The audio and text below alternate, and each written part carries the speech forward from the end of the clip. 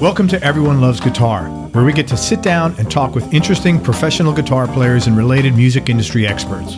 If you love playing guitar, stick around. You're in the right place. I'm with Emmett Miller. Emmett's the lead guitarist for Diarrhea Planet. Diarrhea Planet is out of Nashville. They're a Nashville band on Infinity Cat Records. Since 2009, the band's released 3 EPs and 3 full albums. The most recent album, which was released last year, is Turned to Gold. Emmett was kind enough to speak with me on his week off. The band's currently touring the U.S. and Canada, and he's on vacation, and I really do appreciate your time, man. Thank you so much. Yeah, thanks for having me. Man, I got so many questions to ask you. You got so much going on. What are you most excited about now that you're working on? Right now, the band is taking some time off from touring. Normally, we're on the road more often than not. But right now, we're back in Nashville trying to write a new record. That's really exciting. Yeah, I was thinking that you'd probably be doing that. So yeah, what is your timing on that? Like, how does that work? We're kind of playing it by ear right now. This is the first time we've really taken a lot of time off to write together as a band, which is different for us because the past albums have all been stuff we've had on the back burner kind of here and there, and it's hard for us to write just being so busy all the time. So this is a new experience for us. It's very exciting. So there's no deadline then? It's whenever the songs are written, then you'll start working on them? No, once we're happy with what we're working with, then we'll start thinking about studio time. But that's still a little ways off. Sure. But six records in basically 7 years, that's a pretty rapid pace for today, I think, comparatively to what most bands are doing. Yeah, I think today playing in a band is or putting out music is more oriented around singles, and I think there's a little bit more pressure these days just to have a continual stream of stuff out there. So the album cycle is definitely a curious thing, but we're going to keep doing it. That's awesome. When I first found out I was interviewing you, I didn't know anything about Diarrhea Planet, and I went out and listened to pretty much your entire catalog, and it was really interesting. So the first album, Aloha, that's 2009. It was very rough. When I say rough, I mean the songs were rough-edged, really fast, short songs, and I almost was like, man, these are like the Ramones kind of. Yeah, real straight ahead. Very straight ahead kind of music. Yama Uba was a 3-song EP. That was 2011. Same style. I did not get to listen to Loose Jewels. At this point, you guys are all young kids, and you're probably like this is your childhood fantasy becoming reality. So, what's going through your mind? What is that experience like for you? What are you thinking? It was a very exciting time. I actually wasn't in the band when we put out Aloha. That was just, I think that was just Jordan, Evan P. Donahue, who is no longer in the band. He was one of the founding members who's gone on to do a solo thing, and he's touring with Margot Price right now. And Casey Weisbuck on drums.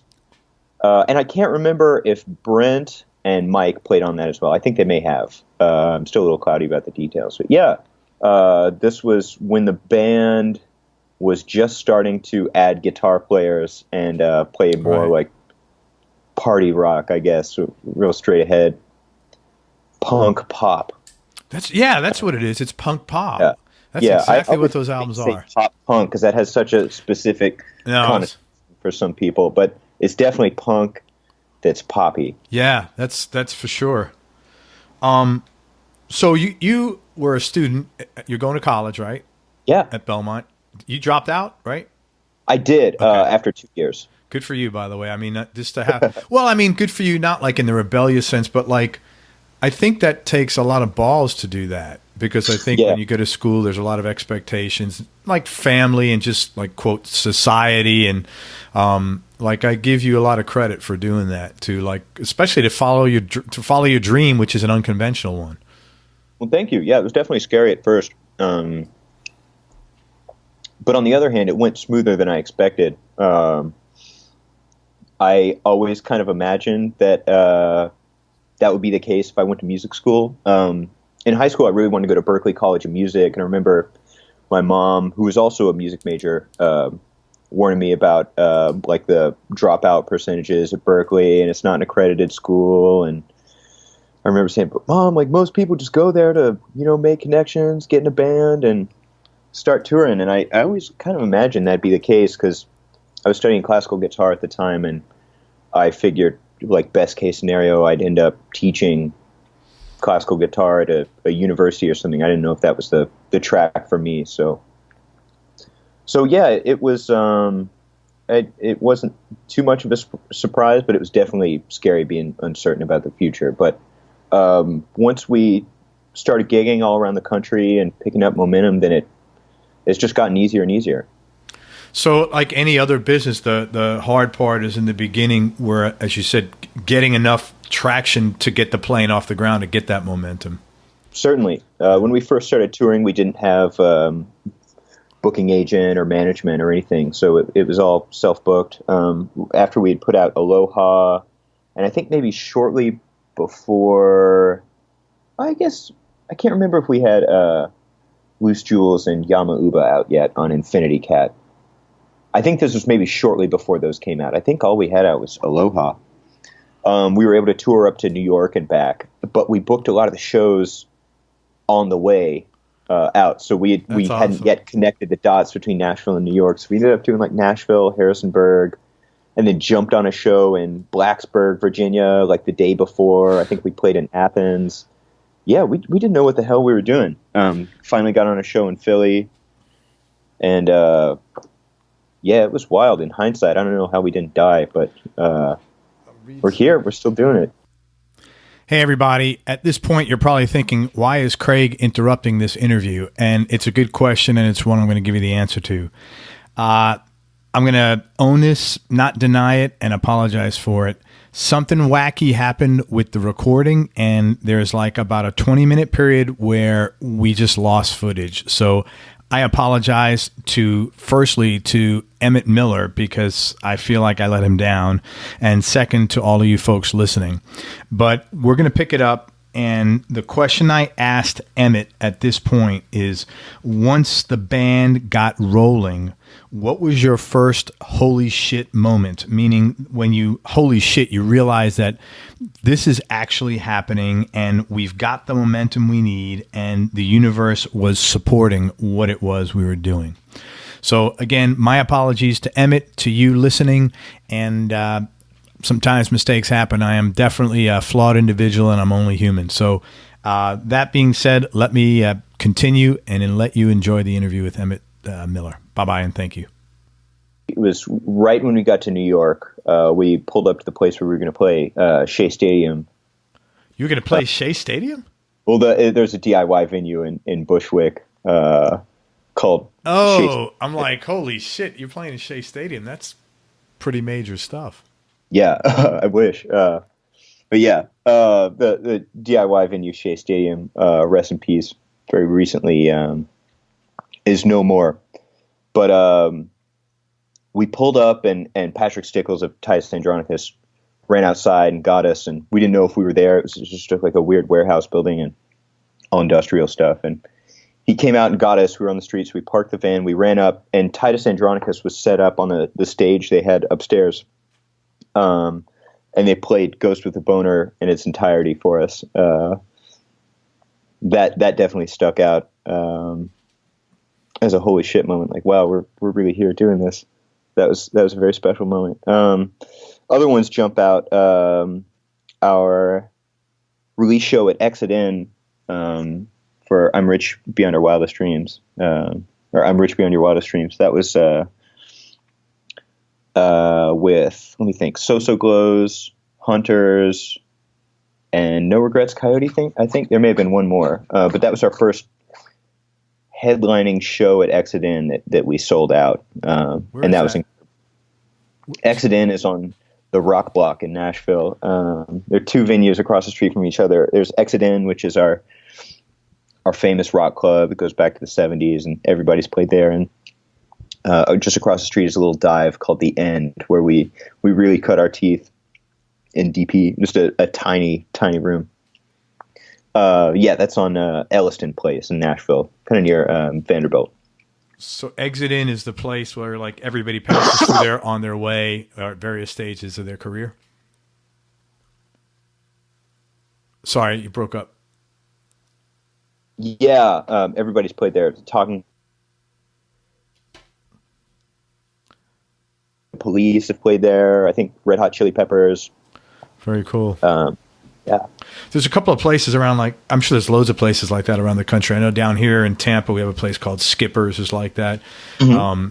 I grew up in New York City, and there was a place outside of New York called Toad's Place in New Haven, Connecticut. I don't know if you're familiar with any of those places, but there are similar places like that where, like, the Stones have played in these places and, you know, just various. Wow. Yeah. What are you looking to do more of, like, moving forward over the next few years and even longer term, if you have a vision for that? As far as growing as a band, I would like to take on, I think I'd like to get better at songwriting as a band and growing together like that. And I think it'd be fun to work on more eclectic projects. Like I always thought it'd be cool to score a film, something like that. You know, I've spoken to a number of musicians in and around Nashville that are actually, that's their thing, you know, the sync aspect of music, and some of the guys I spoke to are doing, you know, pretty well at that, and I think it's one of the few areas of, you know, a lot of growth opportunities still available in music as an industry, the sync end, you know, and they get paid pretty well. Tell me something about being on the road or about just being a musician that most people probably don't know. In my experience playing in DP, writing and performing music is only about 25% of what we do. For every hour we spend performing, there's another 3 we spend getting to the venue or setting up or picking up merch, dropping stuff off, just logistics. Interesting. And so that's the part, the non-glamorous part of being a rock star that nobody really realizes. Yeah. That's a very consistent answer I get. Like, I usually, another question I ask sometimes is, you know, what's the least favorite part of what you do? And that's, you know, well, you know, I like going to Dallas and Vegas and LA and New York once I'm there. But, you know, getting there is another story. Yeah, that's the misery of it. Yeah. And that's a very consistent thing. Let's talk about guitar and gear. Who are the biggest influences on you guitar-wise? I got to give it to Jimi Hendrix. He's number one for me. And not even stylistically, but I think he just came from a place where he continued to evolve throughout his career and got to a place where some of those shows at Monterey particularly, I think that's my favorite piece of recorded music of all time, and Woodstock, where Jimmy disappears as a man on stage, and it's just the music, he's just channeling something else. It's truly inspired. Do you think some of that had to do with the time? The time frame, you know, the world in general. I think certainly Jimmy had an otherworldly aspect to his playing, and I think I'm trying to think. People had never heard a guitar feedback before like that. That was the first time people were playing on stage with 100-watt amps, like Jimi Hendrix, Pete Townsend. I don't think anybody can ever really replicate that before. I mean, maybe in electronic music or something like that, you could come up with something truly otherworldly or some new music, but I don't know if we'll see anything like that in rock and roll. I would agree with that. Hey, I'm going to turn off my video because the audio is breaking up sometime. Okay. Sometimes that happens. Okay, so who else? Hendrix? Jimi Hendrix is big. Technique-wise, Mark Knopfler. He's a big. He's a fingerstyle player, and his he's one of those players that they can play one note and immediately you know who it is. I remember hearing Dan Auerbach's one of his new singles on his solo record, thinking, "Wow, that sounds just like Mark Knopfler." I don't know if he's really sound or what. And at the end of the song, it's like, and that was Dan Auerbach featuring Mark Knopfler, the one and only. He does have a very distinct sound, and he's always playing the same. You know, he's a Strat guy. He's always absolutely. Yeah, I think there's something about playing a Stratocaster that will reveal to you what kind of player you really are. I think there's no hiding with the Stratocaster, and that's very appealing to me. That's very interesting. Yeah, like I think if you think about the popular guitar players that are Strat players versus, you know, and I hate to use this example because he's a wonderful guitarist, Jimmy Page, but you know, and he was, you know, people say he was sloppy, but you know, I don't know. The guy also had a fiendish drug problem for you know the lion's share of his career, a good part of his career. That's an interesting comment. I've never heard that the Strat does reveal. It's a different sound. It is a very you're more often seeing Strats not all fuzzed up as you are Gibsons, that's for sure. And I think that does lead to, obviously, you're hearing the more purity of it. But Knopfler's a great player. I love them both. Yeah. One time I said, speaking of the Stratocaster, one time I told Evan, we were talking about like single coils versus humbuckers or something, and we were like ribbing each other. And I was like, you can't go wrong with the Strat. It's the X-Wing of all guitars. It's the Toyota Camry of all guitars. And he said, what, your mom buys you one when you're 16? All right. I was actually driving a Camry at the time, too. So you had to eat some humble pie on that one. Yeah. So Hendrix, Knopfler, anybody else? John McLaughlin of Mahavishnu Orchestra, as far as just shredding. He's the guy. So I'll tell you what's really interesting about this is you're how old? Mid to late 20s? I just turned 27. Okay, so you just turned 27. Happy birthday. Thank you. And happy birthday to your son. You said yeah, man, that's good. Thanks. We celebrated it last weekend, I think. Thank you. Nice. So it's really unusual that I interview someone your age and that points to these guys as influences. I'm assuming that's because your folks probably were into these guys? Yeah. I grew up listening to my parents' record collection, and Mom really showed me she was really into the jazz fusion thing. Listened to a lot of Herbie Hancock, Miles Davis's electric stuff, really stuck with me. Interesting. Yeah, I usually don't when I talk to younger guys, and I'll say like, do you think there'll ever be a David Gilmour or a Mark Knopfler or a Jimi Hendrix, and they're like, I'm not really familiar with those guys, which is like, that's my history. So I appreciate every one of these guys. Has playing guitar taught you anything about you? Yeah, I think going back to taking lessons, I think guitar has taught me a lot about how I learn. I like to start with the fundamentals, and then I try to zoom out really quickly and learn things in the abstract as quickly as I can. Like, and that's the same for like learning a language or something like that. The sooner I can learn the guiding principles, like the big picture, the better I do in trying to learn a new topic. So you have a specific way of learning things, is what it sounds like, and that has been very successful for you. So that's really good. So it sounds like you try to adapt, like whatever new subject you're doing, you have to approach it from this way, because that's how you're going to assimilate and best turn knowledge into wisdom or power, or application is a better word for that, I guess. Definitely. Yeah. That's interesting, because you must be super cerebral, because chess is not for the faint of heart. Well, it's not. To play competitive chess, the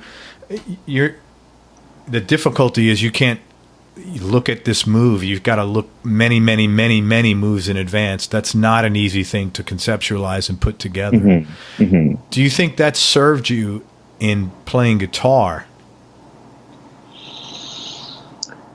I will say the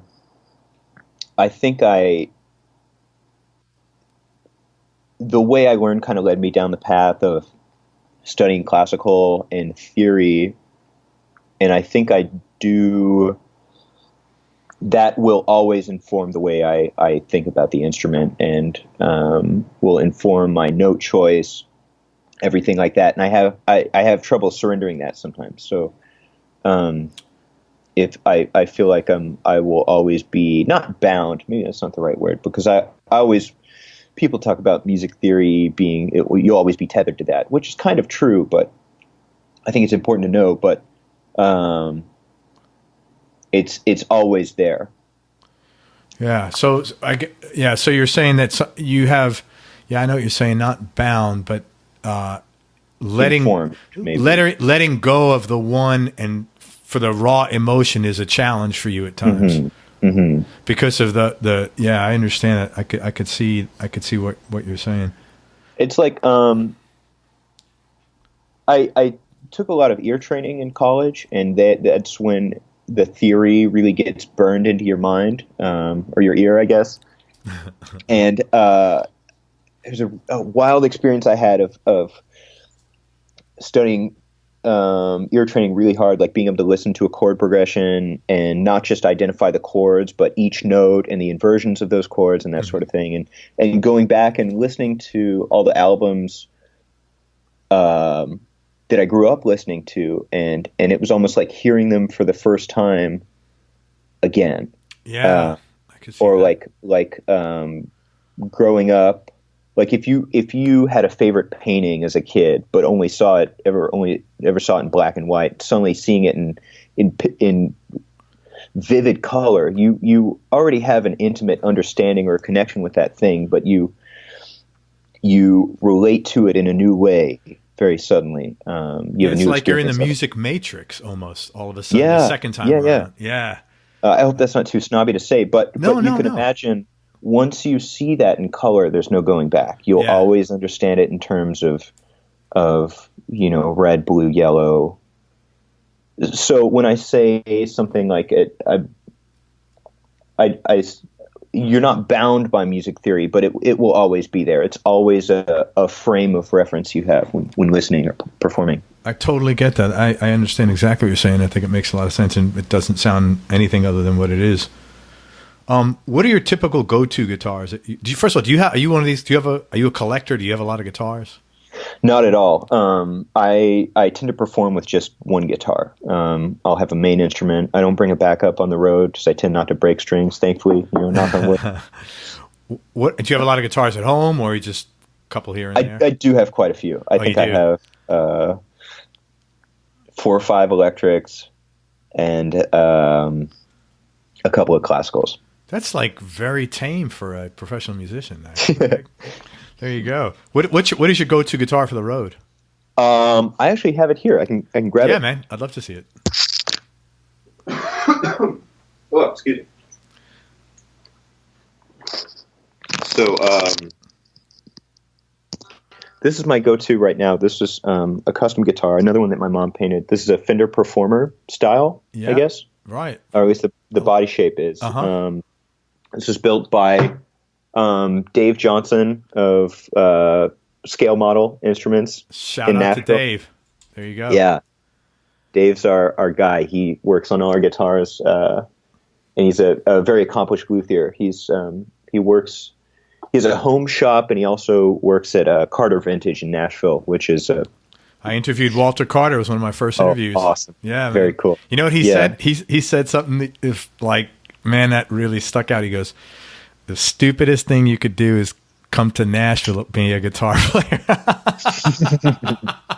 Well, he didn't mean it like in any condescending way. It was just like, it's like, I don't know, going to LA and being an actor, it's just, you better have something to cut through all the bullshit there, because there's a lot of people competing. It's a very humbling place to be a guitar player for sure. Yes. Is that a ebony neck? It looks like. Yes, this is ebony scallop fretboard. And Dave was able to do classical spacing on this, which is a lot of fun. What does that mean? So it's just a little bit the string spacing. Yep. In between, I forget the exact measurement, but it's like 1 3/4 of an inch from first to sixth string, which is wider. Wider, yeah, much wider. Okay. So you've really got some room to maneuver, and I really like that as a fingerstyle player. Are you tall? Your fingers are gigantic, man. Good for you. Thanks. How tall are you? Are you like really tall or? I'm like 6'1". Oh yeah, you're pretty tall. That's cool, man. I was like, holy shit, those hands. You know, it's interesting. You mentioned about Hendrix earlier. I don't have time for this now, but many years ago, when the internet first came out, my enjoyment of it was finding bootleg records. Oh yeah. Right? And you know, I grew up in New York City, and I used to go down to the Village like almost every weekend of my life. Once I turned 17, and I'd buy all these records, and some of the bootlegs. But Hendrix, interestingly enough, it is amazing how many bootleg recordings there are of him, and he was basically around for 3 years. Yeah. Which tells you that the guy had a guitar in his hands 24/7. Yeah, he really did. And there's so many stories of Jimmy like eating dinner with a guitar in his hands. Very easy to believe. Carrying it around. Yeah. I mean, honestly, there's as many bootleg records of Hendrix as there probably are of Pink Floyd, and all throughout the 60s and 70s, and they've been around since late 50 years already. So it's just amazing. I read somewhere you don't use a pick, and I see your fingernails are nice and long. Is that true? Yeah, I got the talents. Yeah, I actually never learned how to play with a pick, so I'm kind of humiliated to say, but I'm totally useless with one. That's it? You didn't grow up playing with a pick, and so you just... Yeah, I tried for a couple of days, and it just felt wrong. It felt much more natural to use my thumb, and I liked having that tactile feedback from the instrument. Yeah, I agree with you. I play guitar, and I don't pretend to play very well, but I agree with you. If I had the ability, I would never play with a pick, because it is a much more... it's a much better experience playing with your hands. I agree with you 100%. Do certain guitars lend themselves to being better suited to that? I think that's what drew me to Stratocasters, really. I really like the longer scaling because it reminds me of classical, and the string spacing feels right. And maybe that's just because it's what I grew up playing. But I like its clear sound too. It's very snappy. Yep. Which definitely lends itself to playing fingerstyle. You're a fan of like Jeff Beck? I never really got into Jeff Beck, and that's not out of like wow. I just never listened to him really. The reason I ask is he doesn't use a pick. I don't know if you knew that. Yeah. You ought to check some of his stuff out, because to listen to someone doing what he's doing without a pick is it's absurd. It's otherworldly. If you get a chance, check out Live at Ronnie Scott's is really good. Jot that down. Yeah, he's just just do some search on YouTube for Jeff. I mean, to see it's nuts to see what he does without a pick. I don't know how he does it. I mean, it's just nutty. So my next question was, what guitar do you consider to be the holy grail of all guitars, or do you have one? And I'm assuming it's a Strat for you, or is there a specific Strat, like a 62, this or that? I don't know if I really have a holy grail guitar, because I'm not much of a collector, and I think for me the guitar that'll feel most comfortable in my hands is the one I've just been playing forever. I joked for a while that I'd love to get a Parker Fly, but my roommate at the time swore that if I ever got one, he would steal it, come back to the house, ring the doorbell, and leave it burning on the front steps. Why? They're expensive. He says they're for old guys who think they're from the future, which is totally fair. You don't see too many people playing those. Who plays that on a regular basis? Do you know anybody? Man, who's the guy from In Living Color? Vernon Reid? Yeah, I think he plays one. Adrian Ballou. Oh, that's right. That's talk about eclectic stuff. Oh, yeah. It's out there. Yeah.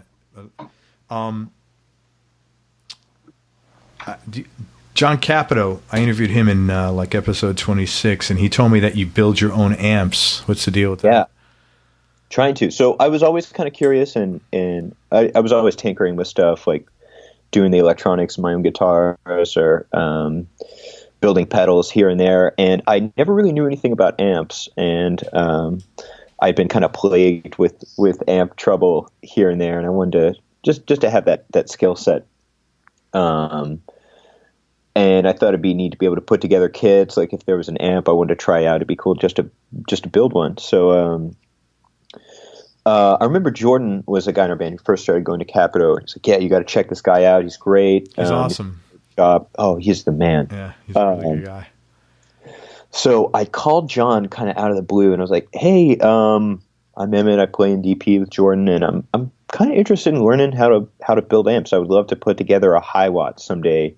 And I don't know if there exists a kit for that sort of thing, but yeah, I'm just kind of, could I come pick your brain sometime? He's like, man, come on by the shop. We'll talk about some stuff. So I just kind of showed up at his little place there in the shadow of the Batman, and I think I spent like 2 hours there just chewing it with John, and I remember him saying, he's like, well, if you've never built an amp before, a high watt is kind of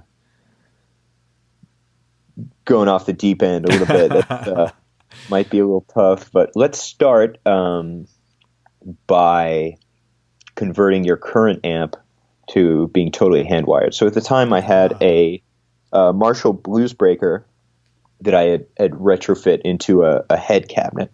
Okay. What does that mean? So it was a combo at first. Okay. It was the amplifier in a cabinet with two 12-inch speakers. Okay. So I took it out of that cabinet and put it in its own head cabinet. So it looked like a traditional half stack. And then I had an external speaker cabinet for it. Okay. So you converted a combo into a head and a cabinet. Yeah, exactly. Interesting. Okay. Which was there was no real carpentry involved. There's certainly no electronics. I just dropped it. It was a drop-in replacement. So I took that head to John, and he helped me come up with a bill of materials. And I'd done a little bit of soldering before, but John was like, yeah, just come hang out at the shop, use this iron, we'll get you going. And I have kind of been studying under John. He and Joel there have been showing me the ropes, and it kind of all started from there. I'm very, very gracious to have those guys they've been good sports about it. Let me bum around the shop for a little bit. But he's a really good guy. I really had a good conversation. Yeah, and they've just got encyclopedic knowledge. It's stunning. Like talking about I guess abstraction of knowledge when it comes to like starting with fundamentals and that sort of thing. The way John and Joel can look at an amp and immediately see schematic. Like right now, I am still like, okay, this resistor is tied to that one. There's a lead going to this tube. So this is kind of this sort of thing. They're like, oh yeah, phase inverter, long-tailed pair. So that's going to, and then they can immediately like, there's it's like a seamless translation from like layout to schematic. And it's like the Matrix, like you talked about. It's unbelievable, and it blows my mind. But yeah, they have such a wealth of knowledge. And in the amp world, that's really interesting because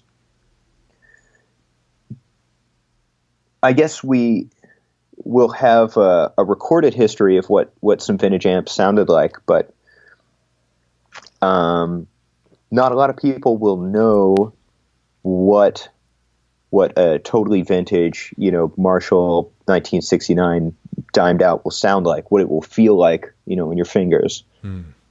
Because that stuff is just going to, it'll have the inevitable cap replacement just to keep the amp going, and it'll change the tone, the feel of those amps. That the knowledge that's passed down, it's kind of a generational one, but those guys are really carrying the torch.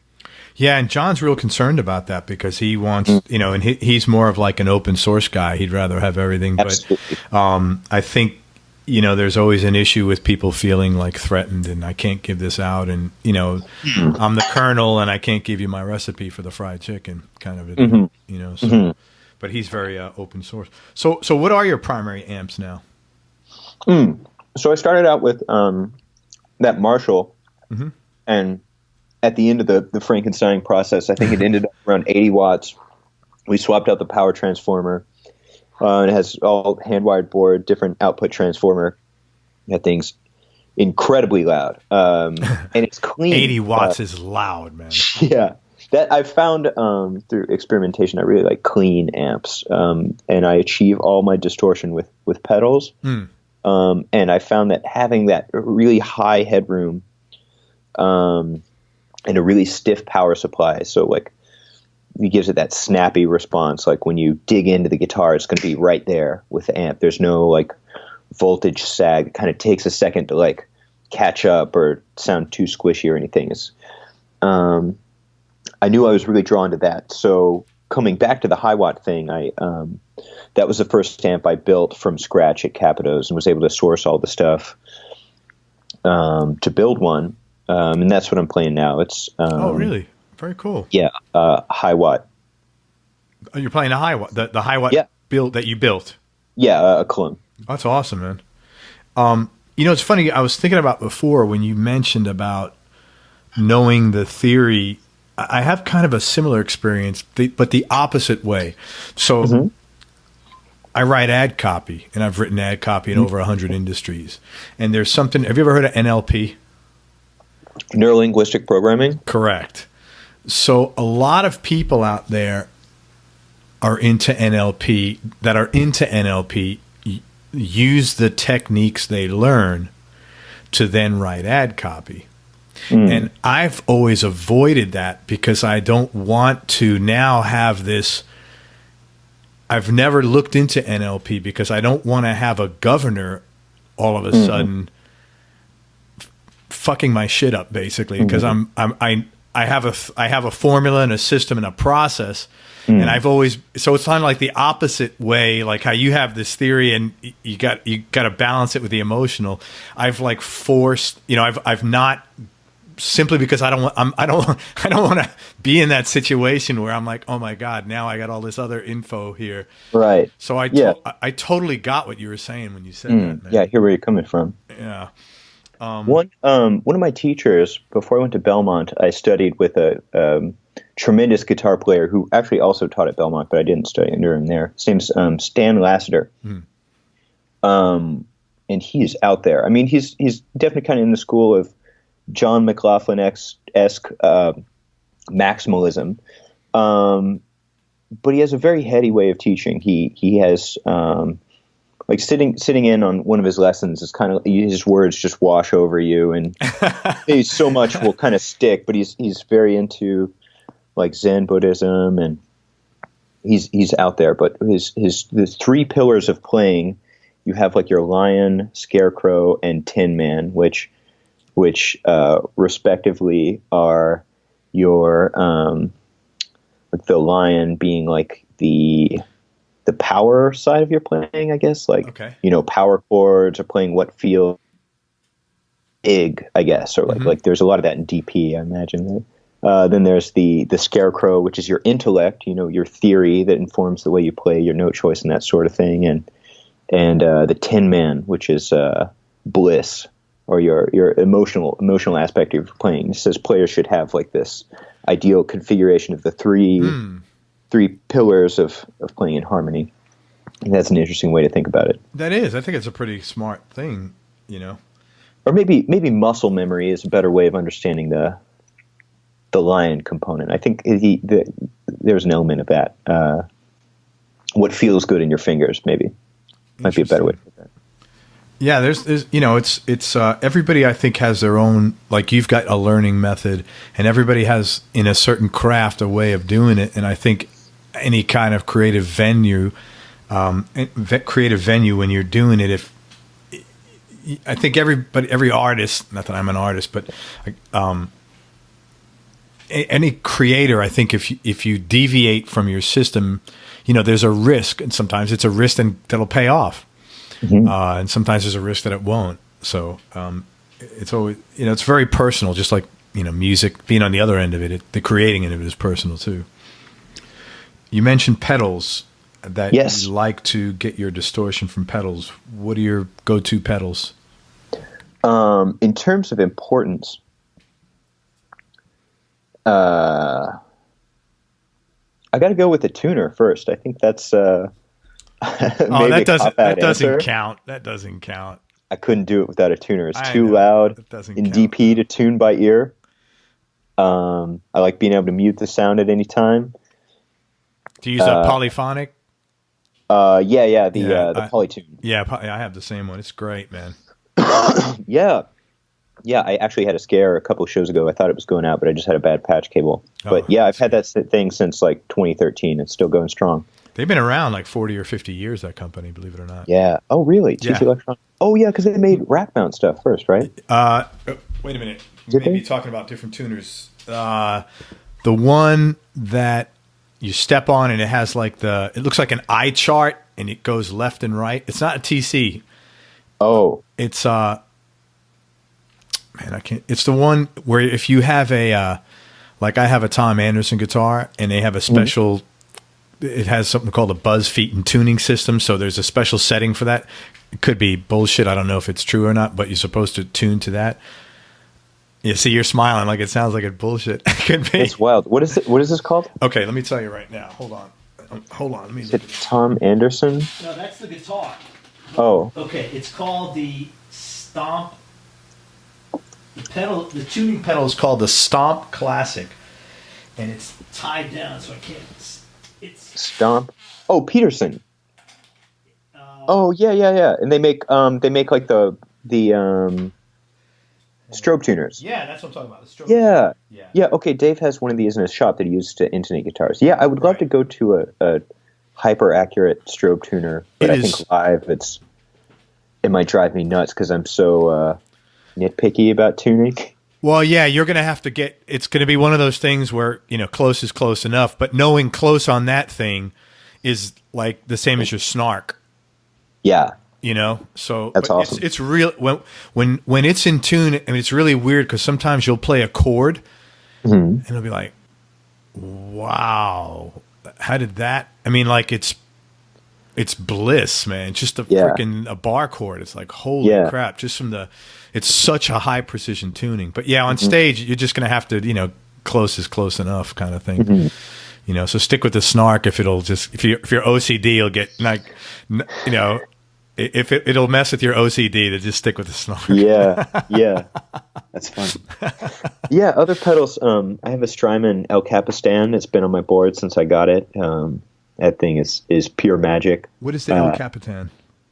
It's like a tape echo simulator. And you really can't go wrong with it. Like no matter what setting you have, it just sounds lush and gorgeous. And it's great for adding very subtle, just a little bit extra something, just a little bit of sweetness. But right now I have that on all the time, and I have an expression pedal hooked up to blend it in. So if I need to do like sparkly textural stuff or a big lead, and I need a lot of delay, I can just rock the expression pedal forward. Or if I'm playing rhythm, I can just I'll generally like bring it back and then push it forward just a little bit, just so I know roughly where it is in the path of the pedal, which took some getting used to, but it's like feels like a Swiss Army knife of time-based effects, because you can do everything from chorus to almost like a flange kind of sound. Man, if I was Strymon, I would jump on that. I would pay you for that endorsement. It's the I'm serious. That's think about it. It's the Swiss Army knife of pedals. That's good stuff. Yeah, so if anybody from Strymon out there is listening, I'm a big fan. Emmett Miller right here. He said your stuff is the Strymon El Capitan is a Swiss Army knife. That is worth money. Or a shit ton of pedals, one of the two. There was actually Strymon, before I had one, Strymon actually had a contest on Instagram. This is so cheesy. They had a contest on Instagram to see, I forget what it was. It was like post a picture of your live setup, on stage or something like that.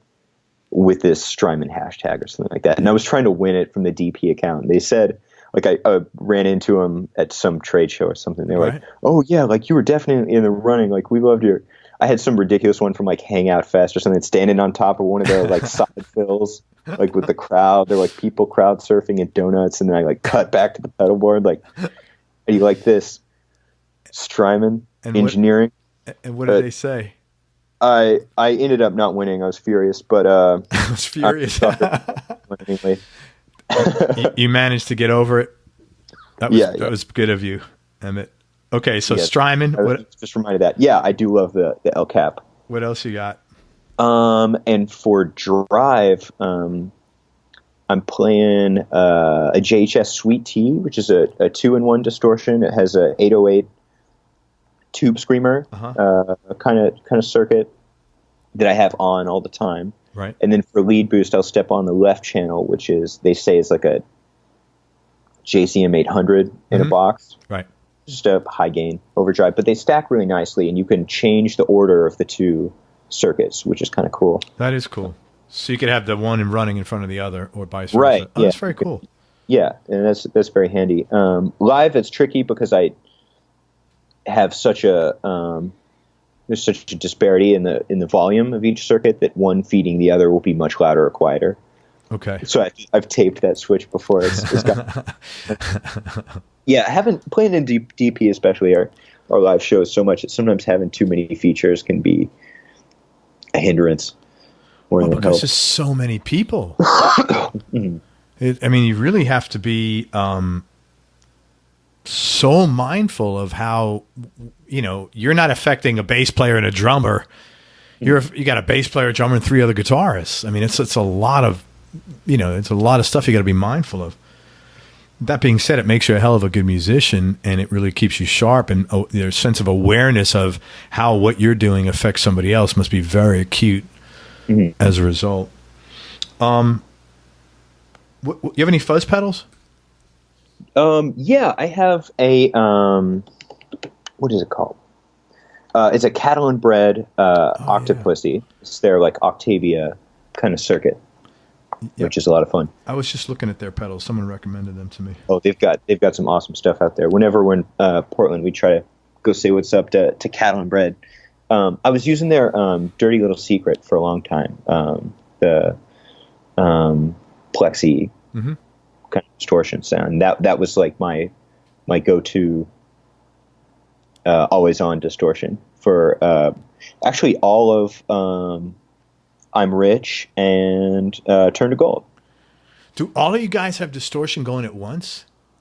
Yes, sometimes. I mean, not always pedal distortion, but a lot of amp overdrive too. Holy shit! And we're actually all using clones now. We got, this was a trip. We got legit to meet clones or the KTE. Yeah. How'd you come across those? So our buddy Matt works for Bill Finnegan, the founder of Klon, and those two guys, Bill and Matt, came out to our show in Boston last time we played there, and we got to play him at soundcheck, and we were just floored because obviously we've heard about the hype surrounding Klon. It's yeah, we've all got them on our boards now. Very cool. I just can't imagine what that's got to be. A lot of coordination with all you guys. Yeah, and I think having a lot of different distortion pedals helps us when we need to jump up in volume and someone needs to duck down. Having a lot of cascading boosts, I think, helps fine tune our stage volume, especially. So we're going to go inside the music studio now and ask you some personal questions. Okay. Are you outgoing or shy by nature? I'm real shy. Really? Yeah, I'm very shy. I don't really go out that much. Yeah. So a lot of people that are shy, that are in the entertainment business, they almost look at their stage presence or their, when you're not Emmett Miller laying around with your buddy's dog, right? or when you're not with your girlfriend, when you're Emmett Miller rock star, that's an opportunity for you to sort of let your freak flag fly without worrying about it. Yeah. It's just fun to have that outlet, get to feel like a superhero for a little bit. Like I don't play in my glasses or anything, so I think it was my girlfriend's dad came and saw us in Asheville and said I did like the Clark Kent thing before we played, like put the glasses on the end. You know what? You look totally different with and without glasses. All the pictures I've seen of you are like, and now I see when you came on, I'm like, oh, that's a nice, clean cut young kid, right? Not that you look like, like a scruffy, old man without him, but it is different. Yeah. Hey, what's the last thing you listened to before you got on this call, if you remember? Oh, there are a few things. I listened to a playlist that of cover songs to learn. I'm doing a cover set with our guitar player Evan, and I think Ian's playing drums on that. What kind of stuff are you covering? All over the place. We're doing a Jonathan Richman tune from his new country album. We're doing Jonathan Richman's still around. Oh yeah, the guy from the Talking. Dude is incredible. The guy, it was Jonathan Richman in the. I have one of his albums. Jonathan Richman in the something. Modern Lovers.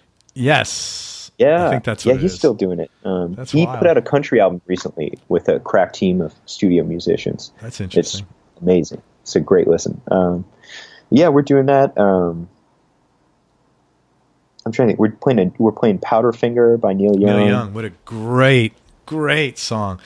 Oh, yeah. He's the only guy, man. He could, he's made a whole career of basically one note solos. Oh man. And it sounds great. That's a great distorted tone he gets, man. Always has. Yeah, it's raw. Especially in that particular song, actually, is a great tone. Other than that, there are two songs that jump out to me I've been listening to recently because I'm here in DC, away from the band. I'm trying to get some demos done for the next record. And there are two songs I've been listening to kind of like as an influence. You ever listen to Always, Alvvays? No. They've got a new single called In Undertow. They're, kind of like a dreamy pop band, but that song and there was another one on Amy Mann's last record, Mental Health, called Roller Coasters is the name of the track. They both have a 2 chord that's functions similarly in the chord progression, so I'm trying to get some ideas from those two songs that how to use this how to fit that 2 chord in. Oh, that's very cool. Yeah, in the last and actually I have the same kind of thing in the last song I wrote, Bob Dylan's Grandma. I was going to ask you about that. What about that title? Where'd you get that from? Oh yeah, it's from Jimi Hendrix at Monterey in his stage banter. Is it? That's he refers so cool. to Mitch Mitchell and Noel Redding, respectively, as Queen Bee and Bob Dylan's Grandma, as to their that's so funny. Their hairstyles. That is great. I have to go. It's from Monterey. Oh yeah, that's my. I have that. Wow. I have the whole movie and the disc. Yeah, dude. His stage banner in that is so frenetic, and you can tell he's so nervous. I almost enjoyed that as much as the playing itself. Because a lot of the time he's just going off, and you have no idea what he's talking about. Like, he was a painfully shy guy. Just went back to England. Yeah. He's just sweet as hell, but poor dude. He's just like realizing his hidden powers in front of probably the biggest crowd he'd ever played for at that point, and can't imagine what that was like. But anyway, I wrote Bob Dylan's Grandma. The 2 chord kind of served as the anchor of writing that song, and everything else kind of fell into place, like the melody and everything. Or 2 chord. So I'm trying to do a similar thing with, I guess, a similarly functioning 2 chord with this Always song and this Amy Mann song. I was listening to those recently. And you said it's Always, Alvvays? Yes, the song is In Undertow. In Undertow. Yeah. Beautiful, beautiful tune. I'll check that out. There's nothing like Tool's song called Undertow, is it? Oh, yeah.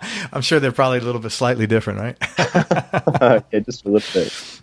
And Amy Mann, her last record. Roller Coaster, you said. Yeah, I got that. Thanks. I always like to get turned on to new music. Do you remember the first record or CD? When you were younger? Was it records or CDs? I was buying CDs. Right. I'm trying to think. The first one I got might have been Third Eye Blind's self-titled, I think, in '97. Okay. Or maybe Eve Six's self-titled too, I guess. The one with Inside Out on it. Don't know that one. I would swallow my pride, I would choke on the rhymes, but the lack thereof will leave me empty inside. Really, pretty cheesy, but they have a lot of wordplay in their lyrics, which I find really funny. My question was going to be, were they one of your musical influences? Obviously, they were. Both Yeah, those bands. Yeah, I'd say so. Eve Six, I like. I was still learning English at that point, I guess. They were a poppy punk band, with some poppy really punk or punk pop. Yeah.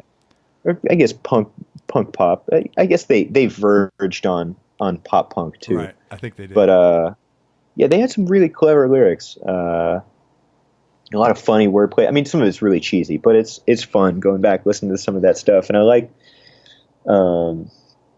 stuff that the more time you spend with. I mean, a lot of it was cheap puns, but I like the idea of music you can spend more time with that feels like solving a puzzle. Like the deeper you read into it, the more you can get out of it. I think music's like that in general. I think society and the way music is packaged is changed that. As somebody who's, I'm 53, so years ago, like I don't stream music. Like your catalog was one of the few things I have ever streamed. You almost broke my cherry, I think. Maybe I streamed something else before that. But because I like to have a relationship with the artist, and I want to see. I was talking to Jerry McPherson. Do you know him? Name rings a bell. I don't know. He's like A-list session guy in Nashville for 30 years.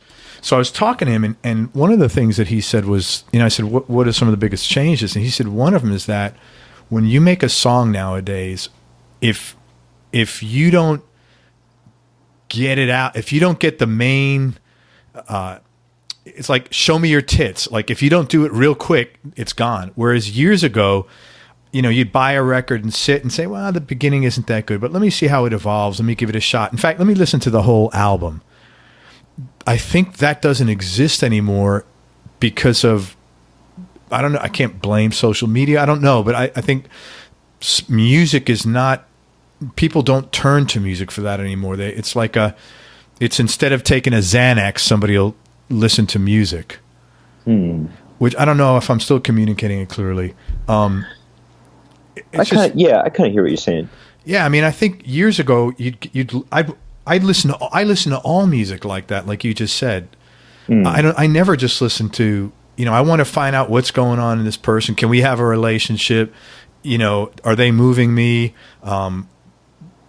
It's like doing this interview. I'm getting to know you, and I want to give that person, I want to get to know them as best as they're willing to share on that record with me. And if it works, great. If not, that's okay. But I'm going to give you the full shot. You got the whole, whatever time you took to make the album, I'll give it to you. So, but yeah. So anyway, I don't know how we got on that, but I apologize. I want to be mindful of time now. You're single, right? But you're in a relationship. Is it okay to say that? I don't know. Yeah. I'm in a long-term relationship. Cool. How'd you guys meet? We met at I jokingly refer to it as a nerd camp in Memphis. This thing in Tennessee called a governor's school, where you could apply to take college credit classes at different state universities. That's cool, man. Yeah. Very cool. So we met at an international studies program in University of Memphis. Hey, anybody could call it whatever they want. You got the last laugh, right? You got a nice long-term relationship out of it, so let them call it whatever the hell they want. You have any hobbies or interests outside of music? Yeah, I'm all over the place. I was trying to learn new stuff. I've been getting back into chess recently, which has been a lot of fun. Great on the road. I got into this is super nerdy. I got into speed cubing last year, which is like Rubik's Cube. Exactly. Yeah, trying to solve Rubik's Cube as fast as possible. You're laying the path for a whole cadre of society to become rock stars, and it's on your shoulders, and you're doing a damn good job carrying that torch, brother. It's 2017, man. Being a nerd's cool. You know it is, because we're bringing it back. But you know what's interesting? I was thinking about this for some reason. Somebody said something about nerd. When I was a kid, you call a nerd based on how someone looks. It has nothing to do with that now. It's you know, their interest, sometimes their social awkwardness. And I thought, man, that's so much, it's like a lot healthier, you know. It was like kind of mean and bullying as a kid. And I don't know why I was thinking about that, but it's nice that it's not like, you know, it's kind of cool to be a nerd now and just do your own thing, you know? Yeah. Okay, so I'm sorry. Chess, what else are you doing? Cubing, speed cubing? Yeah, very recently, I'm trying my hand at building some synth modules. This is a new kind of soldering I'm getting into. I'm doing SMD work. So everything I've been doing at Capito's, like building pedals or some amps, is through hole soldering, where all the components are soldered through the circuit board, the printed circuit board. Mm-hmm. This is all tiny, tiny stuff that mounts just to the top of this little circuit board.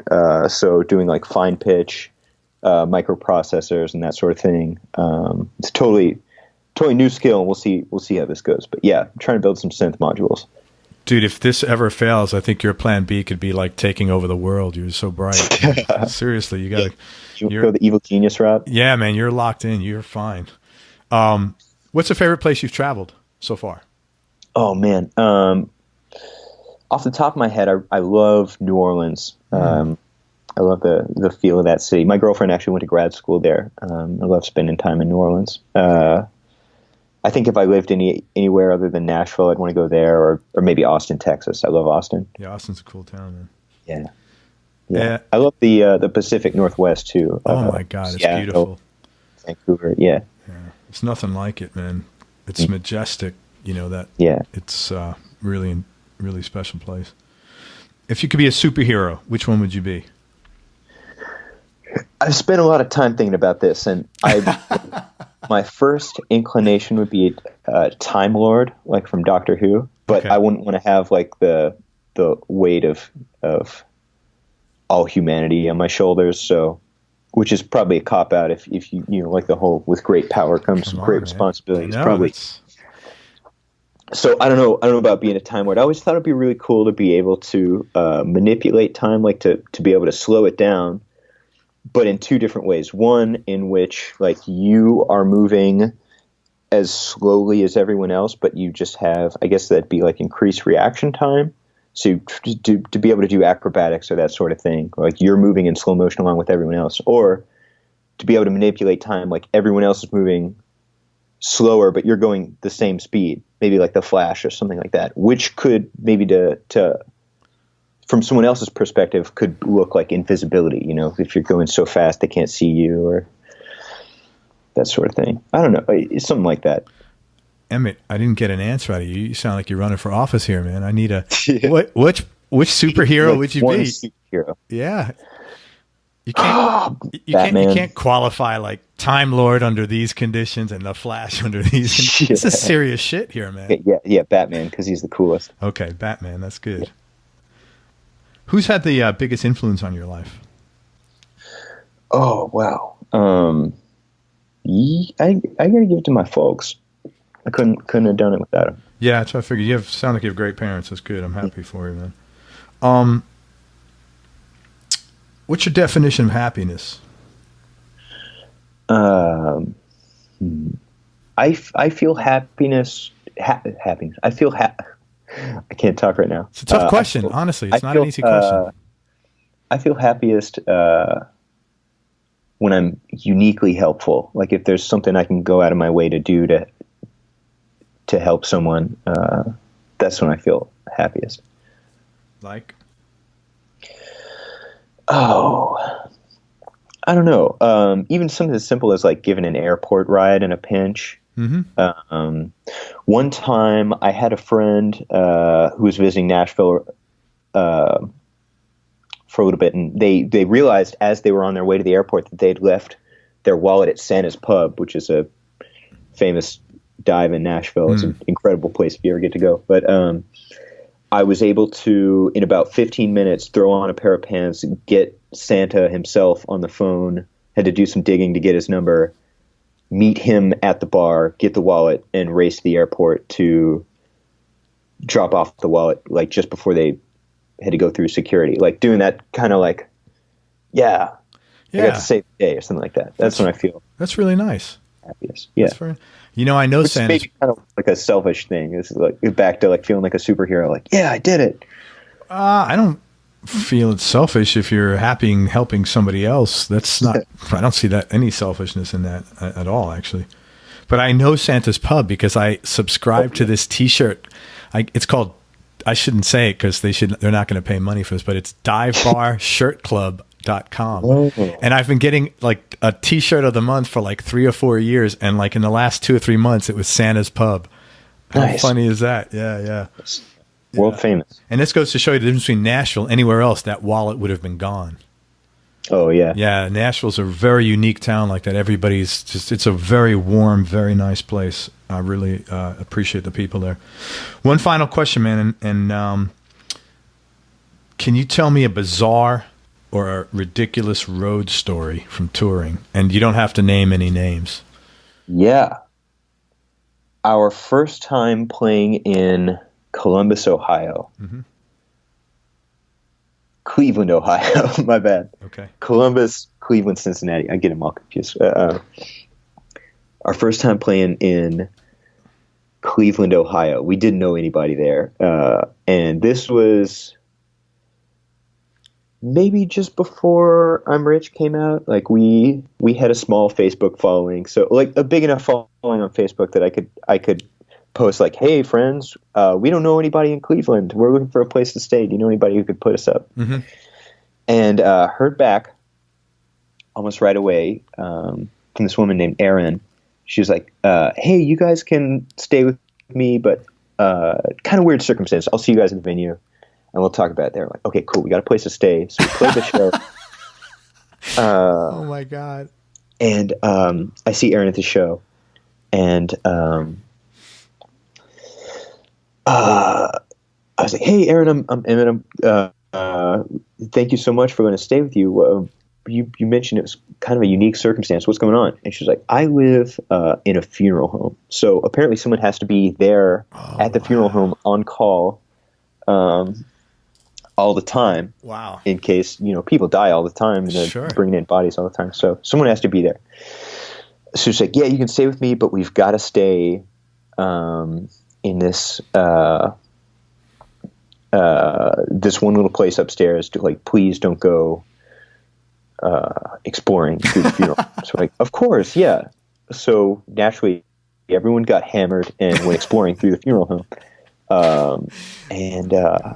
So we're walking around down the lobby. There was like the moonlight was shining through the front entrance way, and there was a portrait on the wall that is doing like the Scooby-Doo thing where the eyes follow you down the hallway. And I'm like, yikes. And so I'm trying to find the way back upstairs, and I hear people calling for me. I'm like looking around, and I enter this room, and I'm like, I think I came in this way. It's pitch black in there. And so I'm like backing up. I'm like, hello, where'd you guys go? And I back up against I feel this hard surface behind me, and I turn around, and my eyes start to adjust, and through the darkness, I see a dead guy. Oh my God. It's like this casket open, and I jumped about 30 feet in the air. Holy crap. And I ran back upstairs, and I was rattled, man. That was that was one of the freakiest things that's happened to us on tour. That is freaky, man. Holy crap. So do you stop into the funeral parlor now every once in a blue moon when you're back in Cleveland, or? Yeah, we haven't been back. Hey, man. Yeah, that is pretty freaky. That was a good story. Hey, listen, man, I can't thank you enough for your time. You've been really generous and you're really sincere, and I really appreciate everything, man. Is there anything you'd like to promote at all? Yeah, working on a new album. Diarrhea Planet will be coming to a city near you in due time. Listen, it's DIARRHEA planet.com. Right. That's the one, diarrheaplanet.com. And go online, check them out on tour. They got products. Do you have any social media you want to promote? Yeah. Or the band? Twitter, Instagram, Great. Facebook. We're just at Diarrhea Planet. Twitter, Instagram, and Facebook. Awesome. Man. Thank you. You're awesome. I really appreciate everything. Greg, thank you so much for having me, man. This has been a blast. Hey, everybody. I want to thank you for listening. I hope you enjoyed this interview as much as I did. Thanks again to Emmett Miller for his generous time and candor and sincerity. We appreciate it. And thank you all for listening. You could sign up to get notified of future episodes on our website at everyonelovesguitar.com. Now go play your guitar, have some fun. Until next time, I'm out. Peace. We hope you enjoyed this show. If you did, subscribe to the Everyone Loves Guitar podcast, and you can do this online at everyonelovesguitar.com or on iTunes. And if you like the show, please leave us a 5-star positive review. The more 5-star reviews we get, the higher our show ranks, and higher rankings mean we get to continue speaking with cool, interesting guests on our show. We'll see you on the next episode, and until then, keep playing your guitar and have fun making music.